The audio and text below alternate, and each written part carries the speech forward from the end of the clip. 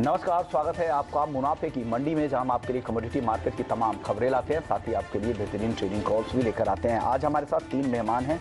राजीव कपूर है trust line securities से, दिव्या गगलानी है एक्सिस सिक्योरिटीज से और जय पुरोहित हैं जेएम फाइनेंशियल सर्विसेज से। आप तीनों मेहमानों का स्वागत है। साथ ही हमारे साथ रुपेश गोयल होंगे, जिनसे हम ग्वार की ग्राउंड रिपोर्ट जानेंगे कि ग्वार को लेकर क्या हो रहा है, किस तरह की अराइवल्स है, किस तरह के उत्पादन के अनुमान है। चलिए सबसे पहले लेकिन टॉप 10 खबरें देख लेते हैं कि आज कहां पर सबसे ज्यादा एक्शन दिख रहा है।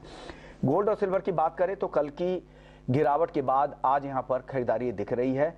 53,000 के ऊपर गोल्ड का फरवरी का वायदा पहुंच चुका है। चांदी का मार्च का वायदा 63,000 के ऊपर चला गया है। अच्छी तेजी दोनों ही काउंटर में दिख रही है। क्रूड में भी रिकवरी दिख रही है। $84.5 के बेहद करीब अब ब्रेंट क्रूड का भाव ट्रेड कर रहा है। 1% से ज्यादा की तेजी आज दिख रही है। नेचुरल गैस हल्की तेजी 595 रुपए के आसपास M6 पर ट्रेड हो रहा है। कॉपर के साथ साथ जितने भी बेस मेटल्स काउंटर है आज सभी मजबूत है, सभी में 1% तक की तेजी दिख रही है। एग्री मार्केट की अगर बात करें तो मेंथा में आज दायरे में कारोबार हो रहा है 960 रुपए के आसपास। कॉटन कल की तेज गिरावट के बाद आज रिकवरी की कोशिश है। यहां पर दिसंबर का वायदा 31,000 के ऊपर ट्रेड कर रहा है, वही नवंबर वायदा 33,000 पर है। हल्दी वायदा ज्यादा मांग 7,200 के ऊपर भाव है। जीरा कम सप्लाई से फायदा है, 2% ऊपर है 24,750 रुपए के आसपास। धनिया हल्की तेजी के साथ कारोबार हो रहा है 10,000 के ऊपर। लेकिन चलिए सबसे पहले आज हम बात करेंगे क्रूड को लेकर, क्योंकि क्रूड को लेकर कई अहम ट्रिगर है। अगले हफ्ते ओपेक प्लस की बैठक है 4 दिसंबर को। साथ ही रशियन ऑयल पर भी पाबंदी लगाने की यूरोपियन यूनियन की तैयारी है। जो प्रभावी डेट है वो 5 दिसंबर को लेकर है। जय, क्रूड को लेकर आपका आउटलुक क्या है? देखिए, क्रूड जैसा कि एक मोमेंटम बुलिश साइड में शिफ्ट हुआ है और चांसेस है कि ओपेक कहीं ना कहीं पे प्रोडक्शन कट कर सकता है। सो सेंटीमेंट डेफिनेटली यहाँ पे पॉजिटिव साइड में, और मुझे लगा कि यहाँ पे और एक बाउंस बैक आना चाहिए करंट लेवल से भी। सो रिस्क रिवॉर्ड के हिसाब से 6,400 एक अच्छा बाइंग लेवल है। अगर वहां पे आते हैं तो बाइंग करके चलना चाहिए क्रूड फ्यूचर्स को। 6,300 का स्टॉप लॉस रहेगा और अपसाइड में हम लोग 6,600 6,700 तक के लेवल्स देख सकते हैं को लेकर। जयकार, राजीव जी आपको क्या लगता है, जिस तरह की गिरावट क्रूड में दिखी है, क्या इस तरह के बाउंस बैक की उम्मीद थी? और इस बाउंस बैक में क्या करना चाहिए? आपको क्या लग रहा है, वापस से इसको बेचकर ही जाए या अब खरीदारी का रुख बना ले? नमस्कार विश्वमोहन जी। देखिए, जो क्रूड के गिरने का कारण था वो था कि डिमांड कम होने की उम्मीद के कारण क्रूड में गिरावट देखने को मिली, जिसमें जो ट्रिगर था वो चाइना की तरफ से था कि वहां पर कोविड के जो फ्रेश रिस्ट्रिक्शंस लगे उसके कारण वहां से मांग कम होने की आशंका के कारण हमने इसमें काफी बड़ी गिरावट देखी। बट दूसरी तरफ से ओपेक भी तैयार बैठा है कि वो डिमांड सप्लाई के जो बैलेंस है उसको मेंटेन करने के लिए सप्लाई कट को करने के लिए तैयार है। तो उसके रहते हुए फिर निचले स्तरों से फिर से एक तेजी आई। ये इसी सेम टाइप का मूवमेंट हमने पिछले हफ्ते भी देखा था। तो इससे निकल के ये आता है कि इसका मतलब ये है कि क्रूड में निचले स्तरों पर एक बाइंग है जो अराउंड 6,000 6,200 के आसपास, और वहीं से एक रिकवरी देखने को मिलती है। बट वॉलेटिलिटी काफी है और अगले हफ्ते जिस तरह से ओपेक की मीटिंग है वहां पर भी एक महत्वपूर्ण निर्णय लिया जाएगा। प्लस रशिया के जो ऑयल के प्राइस हैं उसके कैप की भी निर्णय लिया जाएगा, वो भी काफी बड़ी भूमिका निभाने वाला है। अगर 65 से $70 का कैप लगता है ऑयल पे, तो मुझे लगता है कि ऑयल में फिर से एक रिकवरी देखने को मिली, क्योंकि फिर रशिया जो है ऑलरेडी आई थिंक इसी भाव के आसपास ही शायद दे रहा होगा एक्सपोर्ट। तो मुझे लगता है कि ऑयल में जो है खरीदारी करके चलना चाहिए। हालांकि फ्यूचर्स में थोड़ा ट्रेड करने से बचे, क्योंकि फ्यूचर में जो इतनी वॉलेटिलिटी है उसमें बड़ा स्टॉप लॉस लगाएंगे तो काफी भारी नुकसान हो सकता है। तो बेटर रहेगा कि ऑप्शन के थ्रू काम करें। मैं एडवाइस करूंगा कि 6500 की जो कॉल है जो अभी 285 रुपए के आसपास ट्रेड कर रही है, इसको अराउंड 265 260 के आसपास बाइंग का ट्रेड इनिशिएट किया जा सकता है। इसमें 200 रुपए का एक स्टॉप लॉस मेंटेन करें, और मैं समझता हूं कि एक बार 350 400 रुपए तक का स्तर भी ये कॉल दिखा सकती है। तो 265-60 के आसपास खरीदें, 200 रुपए का स्टॉप लॉस रखें, 360 से 400 रुपए तक का इसमें टारगेट लेके चलें। एक हफ्ते का ये आउटलुक रहेगा। यानी एक हफ्ते के लिए ऑप्शंस के जरिए, क्योंकि मार्केट वॉलेटाइल है और जिस तरह की खबरें हैं अगले हफ्ते भी जिस तरह के ट्रिगर रहेंगे तो काफी वॉलेटाइल रहेगा, तो ऑप्शंस के जरिए ही जाए। 6500 के स्ट्राइक की कॉल ऑप्शंस खरीदने की सलाह राजीव जी की तरफ से आ रही है।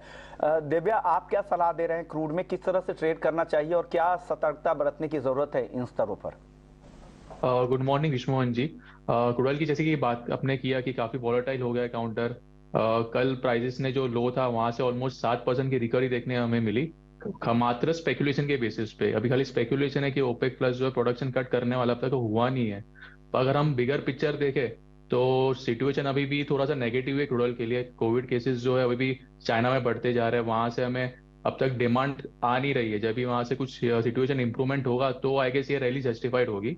पर हमें ये हफ्ते के लिए सेल ऑन राइज ही करना चाहिए। कोई भी हमें बाउंस मिल रहा है प्राइसेस में तो सेल करके चले।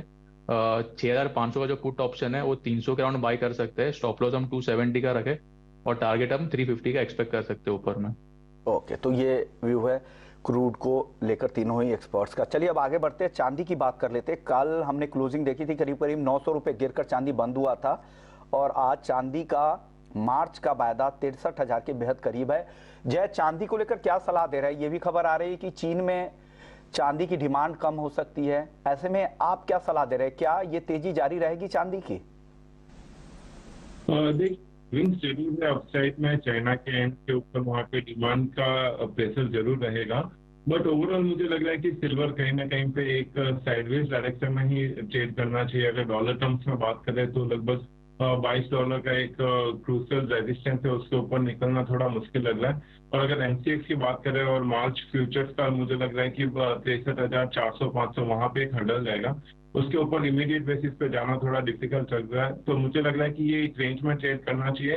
नीचे की साइड में 62,000 अच्छा सपोर्ट है और अप साइड में 63,500 का एक रेजिस्टेंस रहेगा। तो ये रेंज प्ले कर सकते हैं। ओके, करंट लेवल पे राजीव जी आप क्या सलाह दे रहे हैं ट्रेडर्स को चांदी में?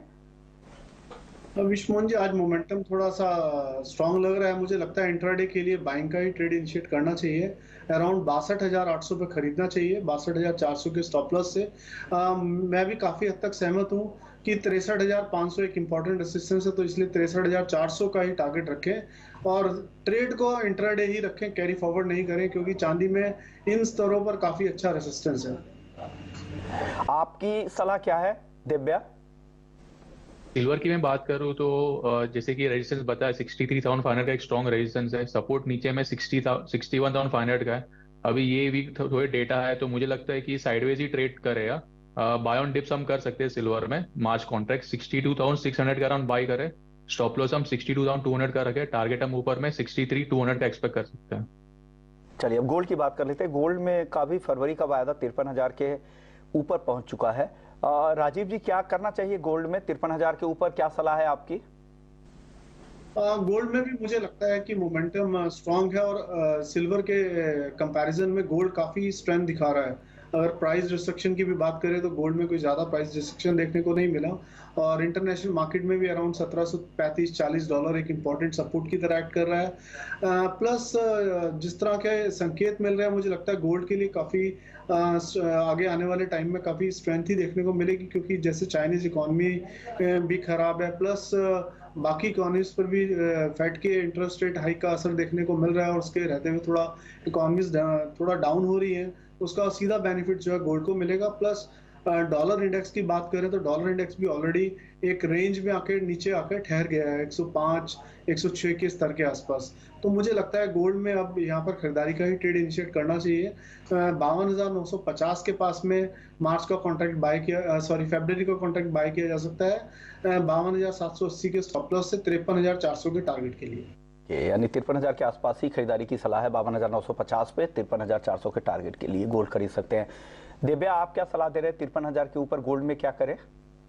गोल्ड की मैं बात करूँ तो गोल्ड कल काफी स्ट्रांग लग रहा था, पर एक सेल ऑफ हमें देखने मिला। फेड ऑफिशियल ने तो स्टेटमेंट दिया, हॉकिश आया था, तो उसकी वजह से ट्रेजरी यील्ड और डॉलर इंडेक्स में थोड़ी मजबूती आई, तो वो एक रीजन का सेल ऑफ आया। पर अगर अभी सबका जो फोकस है वो ये वीक अभी फेड का चेयरमैन का जो स्पीच है और साथ में नॉन फार्म पेरोल डेटा उसके ऊपर होगा। अभी जो यूएसए में रिसेंट ले ऑफ हुए टेक के, तो उसके वजह से एक्सपेक्टेड है कि शायद से डेटा जो थोड़ा खराब आ सकता है, तो गोल्ड एंड सिल्वर को सपोर्ट मिल सकता है। तो मेरा भी व्यू बाइंग में ही रहेगा। फैब कॉन्ट्रैक्ट हम 52,900 के अराउंड बाई करें। स्टॉप लॉस हम 52,750 का रखें और टारगेट हम ऊपर में 53,100 का एक्सपेक्ट कर सकते हैं। चलिए अब बेस मेटल्स की बात कर लेते हैं। जय, बेस मेटल्स में वापस से रिकवरी दिख रही है, इस रिकवरी पर क्या भरोसा करें, और अगर भरोसा आपको लग रहा है तो कौन से काउंटर में खरीदारी की सलाह दे रहे हैं बेस मेटल्स में?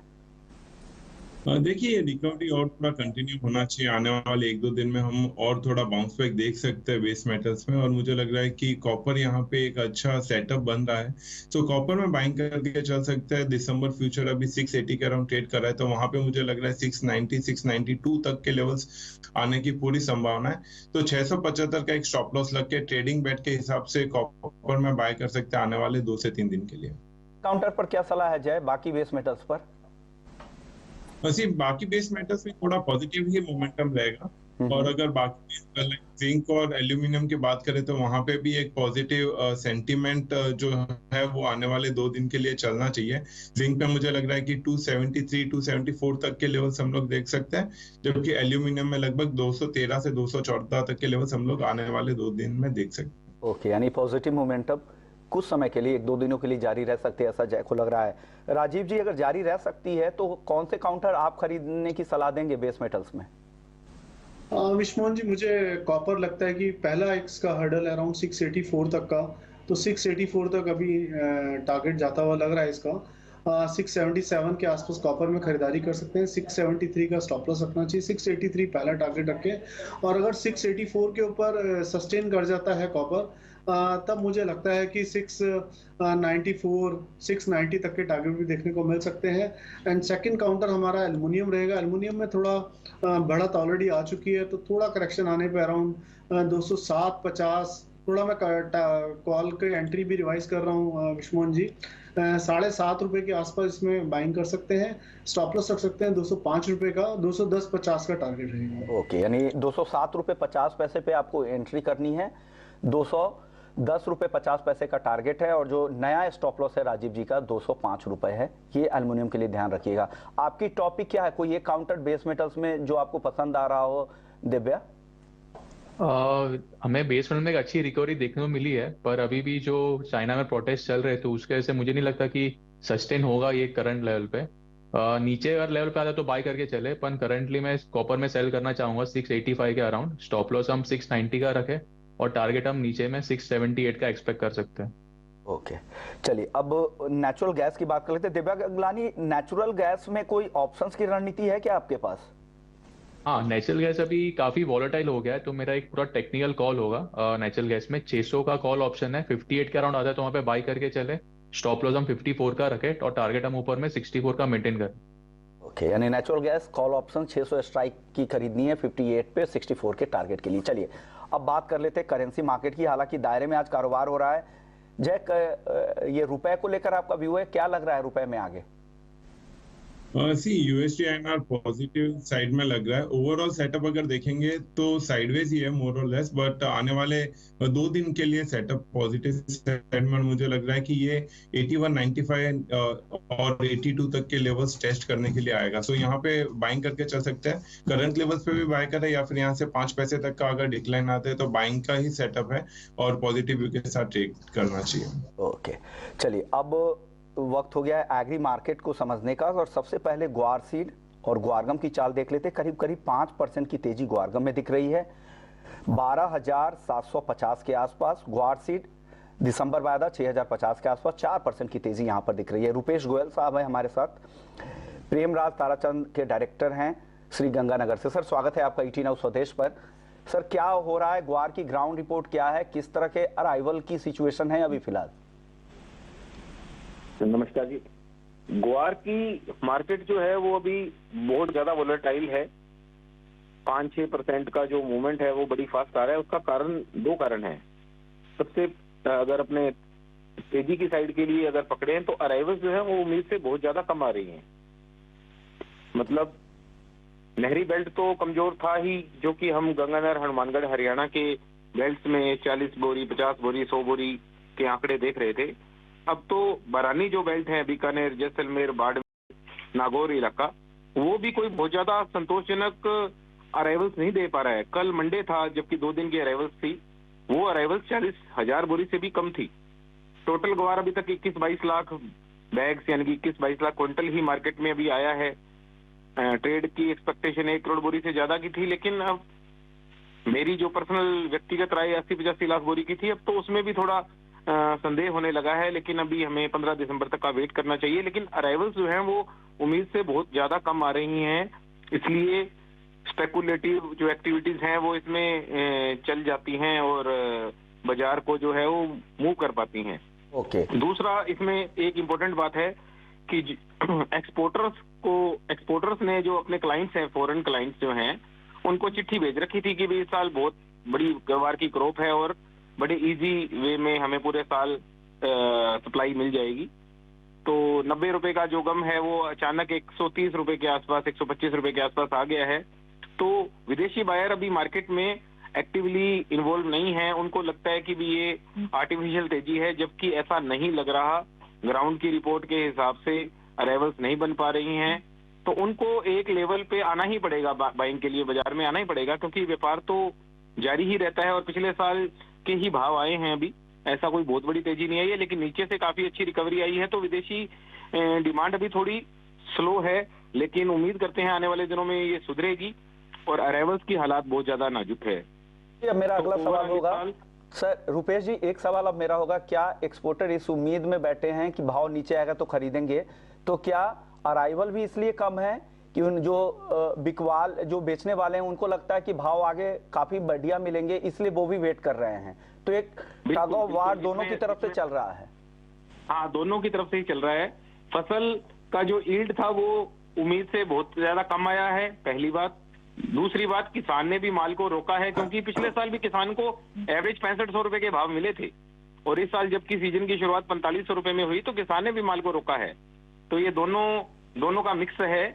फसल भी उम्मीद से कम है और किसान ने होल्ड भी ज्यादा कर लिया। ओके, होल्डिंग की वजह से भी और फसल भी जो आप लोग का पुराना अनुमान है उससे कम उत्पादन की संभावना। सर कम सर, अब आखिरी सवाल होगा। दोनों का एक मिक्सचर है जो कि बाजार में शो हो रहा है।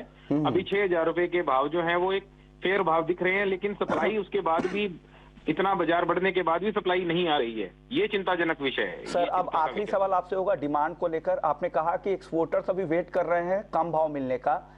डोमेस्टिक डिमांड किस तरह की, क्या डोमेस्टिक डिमांड ड्राइव कर रहे हैं या स्पेकुलेटिव डिमांड ड्राइव कर रही है? डोमेस्टिक डिमांड, ग्वार गम का 90% से ज्यादा एक्सपोर्ट होता है, तो डोमेस्टिक डिमांड एक स्टेबल सी 5000 MT पर मंथ की होती है। उसमें कोई बहुत ज्यादा परिवर्तन नहीं होता है और वो बहुत ज्यादा कोई डिसाइडिंग फैक्टर नहीं है। डोमेस्टिक डिमांड कोई बहुत ज्यादा बड़ा इसमें डोमिनेटिंग फैक्टर नहीं है। तो ग्वार गम का जो भविष्य है वो फॉरेन की डिमांड से ही तय होगा और वो आनी पड़ेगी, क्योंकि अभी ऐसा कोई भाव नहीं आया, क्योंकि इसके जो अल्टरनेटिव हैं, जो केमिकल सेक्टर है, वो काफी इनसे आज भी ऊंचे भावों में ट्रेड कर रहे हैं। जनथम गम हुआ या स्लीक वाटर हुआ या फ्रिक्शन रिड्यूसर हुआ। तो उम्मीद करते हैं, अभी डिमांड स्लो है लेकिन आने वाले दिनों में सुधरेगी। सप्लाई अगर यही बनी रही तो ग्वार का भविष्य उज्जवल है। शुक्रिया रुपेश जी, आपने वक्त निकाला, पूरा मार्केट समझाया कि डिमांड को लेकर क्या है, किस तरह क्यों होल्ड कर रहे हैं किसान माल और एक्सपोर्टर्स की डिमांड अभी क्यों कम है। तमाम पहलुओं पर आपने बात की और उत्पादन को लेकर भी बताया कि उत्पादन को लेकर भी चिंता है, जो पुराना अनुमान था उससे कम उत्पादन की संभावना बाजार में अब तेज हो गई है। चलिए अब टेक्निकल पहलू समझते हैं। राजीव जी, क्या लग रहा है ग्वार गम और ग्वार सीड? 12,750 पे ग्वार गम है दिसंबर का वादा, 6,050 के आसपास ग्वार सीड। इन स्तरों पर आप क्या सलाह दे रहे हैं, क्या करे कोई ट्रेडर को अगर ट्रेड करना है यहाँ पर? विश्वमोहन जी, देखिए, ग्वार गम ने करीबन 13,300 रुपए का एक उच्चतम स्तर छुआ था और उसके बाद एक करेक्शन लेके करीबन 11,800 से कल से हम इसमें एक रिकवरी आते हुए देख रहे हैं। तो टेक्निकली अगर बात करें तो जनरली क्या होता है, पहली करेक्शन के बाद, बड़ी तेजी होने के बाद पुराने उच्चतम स्तर को एक बार मार्केट रीसेंट उच्चतम स्तर को जरूर छूता है। मतलब 13,300 के आसपास आने के काफी चांसेस हैं ग्वार गम के वापस। और दूसरी तरफ ग्वार सीड ने अराउंड 6390 के आसपास का उच्चतम स्तर छुआ था और उसके बाद नीचे में अराउंड 5685 के आसपास नीचे में आया और कल से बाजार फिर से एक रैली पकड़े हुए है, तो वापस 6300 तक जाने की काफी उम्मीद है। और ग्वार सीड की बात करूँ तो इसमें जो स्टॉप लॉस मेंटेन करके चलना चाहिए वो 5880 का करना चाहिए और ऊपर में करीबन 6300 का स्तर वापस हम ग्वार सीड में देख सकते हैं। ओके, 5880 के स्टॉप लॉस के साथ यहाँ पर बने रह सकते हैं जिनके पास है 6300 के टारगेट के लिए। ग्वार गम के लिए क्या स्टॉप लॉस लगाने की सलाह दे रहे हैं राजीव जी? ग्वार गम में देखिए आज का जो न्यूनतम स्तर है करीबन 12,270 रुपए का है, तो 12,250 का इसमें एक स्टॉप लॉस रख सकते हैं। 12,250 के काफी नीचे का स्टॉप लॉस है, इसीलिए मैंने पहले दिया नहीं था। ओके। तो काफी नीचे का। सर मसालों में क्या पसंद आ रहा है? सारे ही मसालों में तेजी है। धनिया देखिए अब देखते देखते 2.5% से ज्यादा की तेजी आ चुकी है। जीरा भी 1.5% ऊपर है। टर्मरिक में भी तेजी का रुख है। क्या करना चाहिए? इस तीनों में से कुछ पसंद आ रहा है जो आज खरीदे? देखिए जीरा काफी बढ़ चुका है, अराउंड 25,100 मुझे लगता है कि एक अहम रेसिस्टेंस की तरह एक्ट कर सकता है। तो 25,000 तक जीरा लगता है, बहुत ऊपर अभी मुझे यहाँ से नहीं लग रहा है जीरा। दूसरी तरफ बात करूं टर्मरिक की, टर्मरिक में एक तेजी देखने को मिल सकती है जिसमें अराउंड 7400 तक के स्तर देख सकते हैं, और टर्मरिक में स्टॉप लॉस मेंटेन कर सकते हैं 7,070 रुपए का। एंट्री ले सकते हैं अराउंड 7150 के आसपास। ओके सर, अब आखिरी सवाल कॉटन केक को लेकर है। कल तेज गिरावट दिखी थी और आज 1.5% की तेजी है। क्या इस तेजी पर भरोसा करके खरीदारी करके जाएं? क्या 2800 रुपए के आसपास है?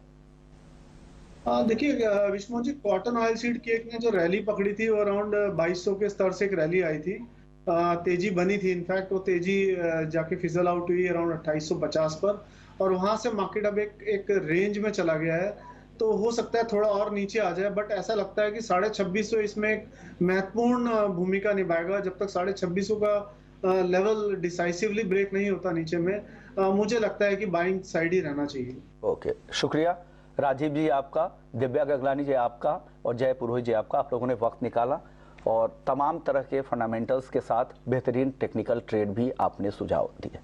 चलिए तुम मुनाफे की मंडी को यहीं समेटते हैं, लेकिन आप कहीं मत जाइए। ब्रेक के बाद आपके लिए लेकर आएंगे इफिनो जंक्शन। नमस्कार।